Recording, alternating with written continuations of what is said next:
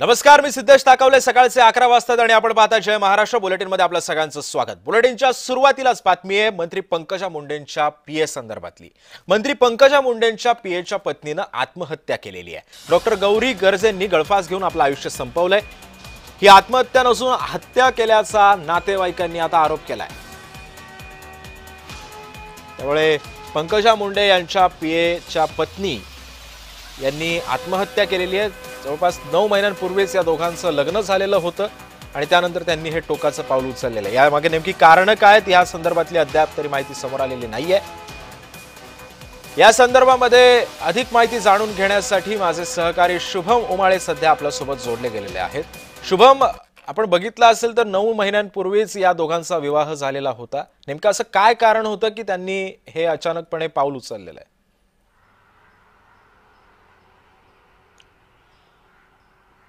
सिद्धेश, खरं तर आज सकाळीच ही बातमी प्रसिद्ध झाली की मुंबईमध्ये बीडीडी चाळीमध्ये एक आत्महत्याची केस जी आहे ती काल संध्याकाळी या ठिकाणी पोहोचलेली आहे, रात्री या ठिकाणी आली आहे. आणि जेव्हा त्याचा अधिकचा तपास झाला तेव्हा लक्षात आलं की कोणत्या तरी बड्या व्यक्तीच्या पत्नीने आत्महत्या केली आहे. आणि नंतर त्याचं शोधकार्य जेव्हा पुढे गेलं तेव्हा असं लक्षात आलं की मंत्री पंकजा मुंडे यांचे स्वीय सहाय्यक अनंत गर्जे जे आहेत त्यांच्या पत्नीने अर्थातच डॉक्टर गौरी गर्जे यांनी आत्महत्या केलेली आहे. आणि आता सध्या वरळी पोलीस स्टेशनमध्ये सर्व कुटुंबीय जे आहे ते त्यांच्या या ठिकाणी आलेलं आहे. आणि कुटुंबियांचं असं म्हणणं आहे आणि दावा आहे की ही कोणत्याही प्रकारे आत्महत्या नसून तिची हत्या झालेली आहे असं त्यांचं म्हणणं येत आहे.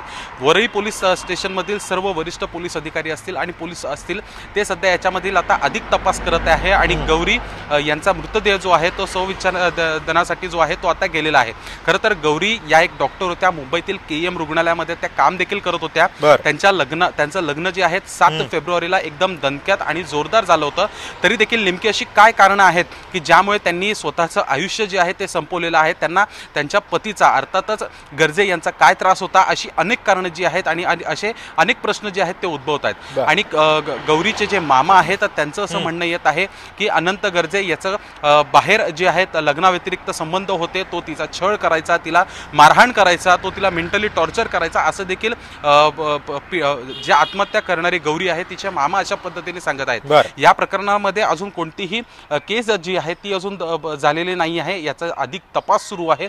नेमका आता याच्यामध्ये काय FIR होते आणि नेमका याच्यामध्ये कोण अडचणीत सापडतं आणि याच्यामुळे कुठेतरी पंकजा मुंडे यांच्या अडचणी वाढतात का हे पाहणं महत्त्वाचं असेल. पण त्यापूर्वी आज पंकजा मुंडे यांनी आजचे आपले सगळे दौरे जे आहेत स्थानिक स्वराज्य संस्थांच्या निवडणुकीच्या अनुषंगाने त्यांनी केले होते ते सर्व रद्द केलेले आहेत आणि ते सध्या बीडमध्येच आहेत. सिद्धेश, पण शुभम, या संदर्भामध्ये आता काही पोलिसांचं या घटनेसंदर्भातलं काही स्पष्टीकरण आलंय का? अर्थातच त्यांच्यासोबत बोलण्याचा आपण प्रयत्न केला. त्यांनी सांगितलं की शोध घेणं अजून सुरू आहे. जी FIR असेल तर मग त्यानुसारच पुढचे सगळे अंदाज जे आहेत ते आपल्यापर्यंत येतील. सध्या शोधकार्य सुरू आहेत असं देखील गौरीच्या मामा यांनी सांगितलेलं आहे की गौरीनी त्यांचा फोन जो आहे अनंत गर्जे यांचा फोन अनेकदा बघितला होता. अनेक चॅट्स, अनेक कॉललॉग्स देखील त्यांनी बघितले होते आणि त्यामुळेच कुठेतरी वाद जे आहेत ते सुरू होते. आणि काल संध्याकाळी 7-7:30च्या सुमारास गौरीने जे आहे आपलं आयुष्य जे आहे ते संपवलेलं आहे. सिद्धेश, शुभम, मी तुला थोडंसं थांबवतो. याच मुलीचे मामा शिवदास गर्जे सुद्धा आपल्यासोबत फोन लाईन वरून जोडले गेलेले आहेत. शिवदासजी, अत्यंत दुःखद घटना आहे ही. तुमची भाची तिनं हे टोकाचं पाऊल उचललेलं आहे. काय आरोप आहेत तुमचे या सगळ्या प्रकरणी? आरोप माझे कुटुंबाचे सगळ्याचे आहे की त्यांनी डायरेक्ट फोन करून सांगितलं तिच्या मम्मीला की तुमच्या मुलीने फाशी घेतली आणि डेड बॉडी माझ्या समोर आहे. तर ठीक आहे, त्यांनी हॉस्पिटलला घेऊन गेला. हॉस्पिटलला थांबला नाही तो. आणि त्याच्या मुलीच्या आईला डायरेक्ट त्याने असं सांगणं चुकीचं आहे.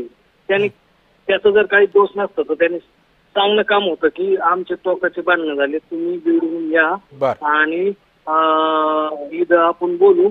ते डेट झाली ते ठीक आहे, पण तिला डायरेक्ट सांगितलंय आणि हॉस्पिटलमध्ये थांबला नाही, पुढे नातेवाईकात आला नाही.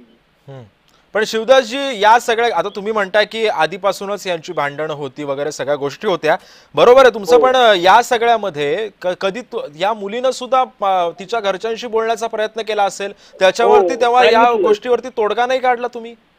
नाही, आम्हाला काही सांगितलं नाही. तिच्या आईला आणि वडिलांना ती वारंवार सांगायची की हा माणूस काय चांगला नाही. मग तेव्हा आणि तेव्हा तेव्हा याचं आई काय- वडिलांनी मध्यस्थी नाही केली शिवदासजी? ते काय बोलले की मुलीचा संसार आहे, होऊन जाईल. हम्म, मुलीचा संसार आहे, कशाला काय बोलायचं ना. 8च महिने झाले लग्न झालेलं बीड मध्ये.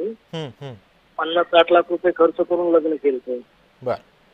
पण शिवदासजी, आता तुम्ही म्हणताय की जेव्हा या रुग्णालयामध्ये त्यांनी दाखल केलं हा मृतदेह तेव्हा त्यांनी घरच्यांना फोन करून सांगितलं की असं असं झालेलं आहे. तर मग त्यानंतर त्यांच्याशी कधी संपर्क नाही झाला का अजून अद्यापपर्यंत? नाही, तो गायबच झाला त्याच्यानंतर. मग त्याचं त्यांनी जर काहीच केलं नाही तर हॉस्पिटलमध्ये थांबणं काम होतं, इथं पोलीस स्टेशनला येणं काम होतं, आमच्या नातेवाईकामध्ये बोलणं काम होतं. आम्ही काय त्याला मारणार बिरणार काय नव्हतो, कारण आम्ही सगळे गरीब आहेत, गरीब माणसं आहेत आम्ही. त्याचं काहीच नव्हतं तर सगळ्यांना थांबायचे. त्याचे वडील, त्याची बहीण, त्याचा भाऊ, कोणच नाही. ते सगळे टॉर्चर करत होते. बहीण त्याची कुठेतरी नोकरीला आहे पुण्यामध्ये, चांगल्या पोस्टवर आहे. बर. पण शिवदासजी, आता जेव्हा तुम्ही पोलीस ठाण्यामध्ये या संदर्भातली तक्रार दाखल केलेली आहे, पोलिसांकडून काही सहकार्य तुम्हाला मिळतंय? पोलिसांकडून काय आश्वासन मिळतंय? बसलो का मी इथं. आज FIR कॉपी चालू आहे. एक तिची आई रडून रडून मरायची पाळी आली. काय करायचं, कशी शिस्तीमन काय करायचं. पण शिवदासजी, जेव्हा तुम्ही आता ही तक्रार दाखल करण्यासाठी पोलीस ठाण्यामध्ये आलेला आहात, पंकजा मुंडेंचे ते स्वीय सहाय्यक सुद्धा आहेत, पंकजा मुंडेंसोबत काही बोलणं झालं तुमचं या संदर्भामध्ये? नाही, ताईचं बोलणं नाही झालेलं.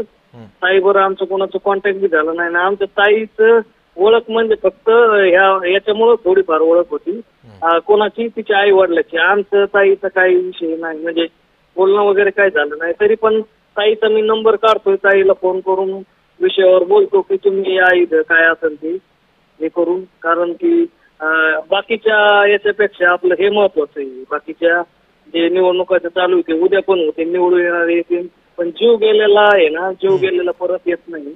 त्याच्यामुळं ताईला पण विनंती की हॉस्पिटलला या किंवा पोलीस स्टेशनला येऊन मुलीची आई वडिलाची गाठ घ्या, बोला तुम्ही, असं सांगणं माझं. बरं. धन्यवाद शिवदासजी, तुम्ही या संदर्भामध्ये आमच्याशी बातचीत केली त्या संदर्भात.